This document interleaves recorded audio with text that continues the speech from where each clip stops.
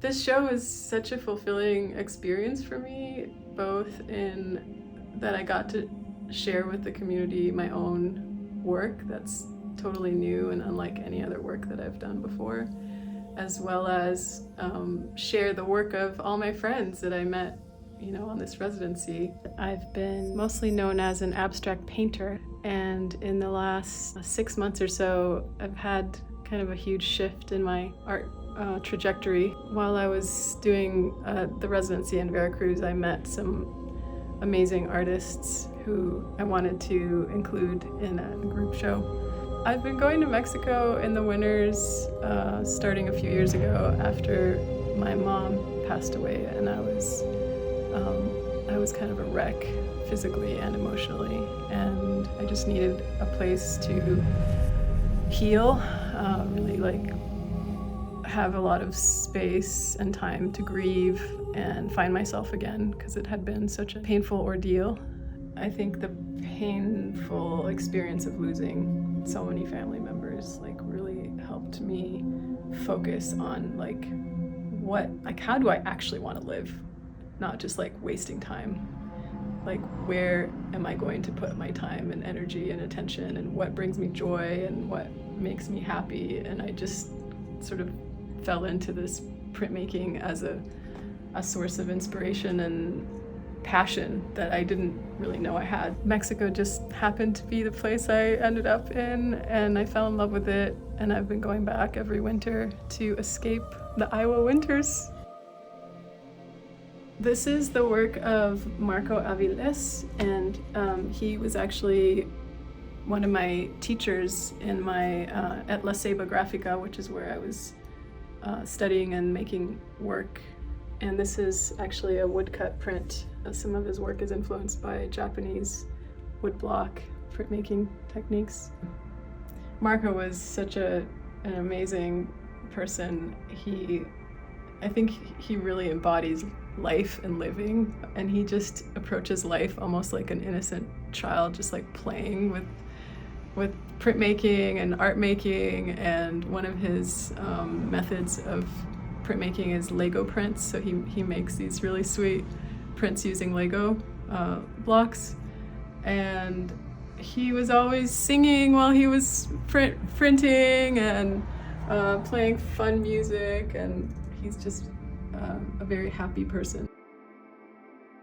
Selene is a really inspiring artist to me. She's a sculptor. She sculpts in marble. I've seen her marble sculptures, and they look like they're Renaissance, as good as the Renaissance marble sculptors. She used to live in Italy for a few years, even though she's a Mexican artist. And and now she's diving deep into lithography and printmaking, and she was at La Ceiba Grafica to study lithography mostly. And this print that that I found in the studio was just one of her experiments. These 3 etchings are by a Chilean artist, Ulises Lopez. I also met him at La Ceiba Grafica, and he and I spent a lot of time at the studio making prints together. He has a printmaking shop in Chile, in La Serena in Chile. So he's an absolute master printmaker, as you can see by these prints. And he's also just an incredible artist. His work is, to me, reminds me of old illustrations from, the early 1900s and children's books or something, but a whole another level of illustration. So these prints start out with a copper plate that gets covered in a soft ground, and when the ground dries, you start drawing into it with a very sharp metal pen. And the areas that are exposed are the areas that end up being etched by the acid. You put the plate in an acid bath, and that's what creates the lines in the print. Very long series of acid baths and taking it out and drawing more detail. You take the acid, or you use the acid in that part? So this particular print took me about 100 hours to complete. And at the end of 100 hours, I had a total of 3 prints. So it's a very time-consuming labor of love. They're reminiscent of memories from childhood, I would say.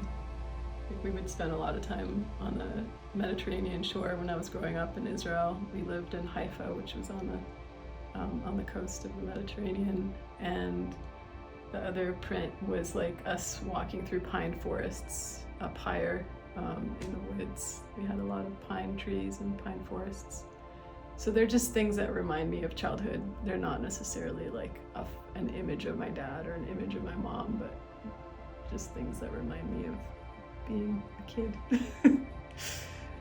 It's the sweetness of feeling like being with parents and family. And these prints are created using really heavy, giant slabs of limestone.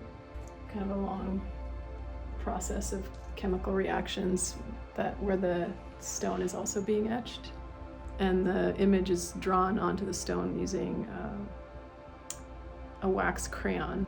Yumali was also my teacher. She taught me lithography in La Ceiba Grafica, printmaking residency that I took there. She's an amazing master lithographer, and this is one of her pieces that I fell in love with, and I actually purchased it from her. I wanted to have it.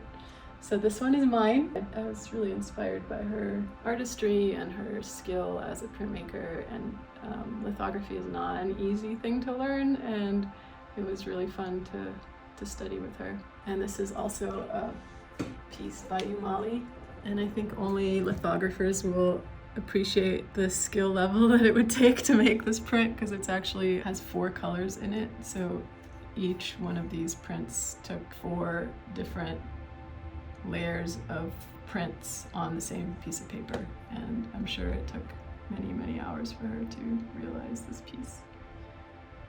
It's so beautiful. Do you know where it is? What mountain this is? So Yumali is from the area of Coatepec and Jalapa, which is where this artist residency took place. And there are some snow-peaked mountains in that region, as well as kind of tropical forests. So it's a really interesting place in Mexico. And it's also where they have a lot of coffee plantations and sugarcane growing. And Yumali's family is in the business of coffee growing. So they're coffee farmers, and they produce coffee. Do you drink coffee? I don't drink coffee. You don't? They offered it to me many times. This show was such a fulfilling experience for me, both in that I got to share with the community my own work that's totally new and unlike any other work that I've done before, as well as share the work of all my friends that I met, on this residency. And I would love to do it again. I would love to curate more exhibitions. I would love to go back and have an excuse to make more prints and more work at the residency down there. So we'll see what happens.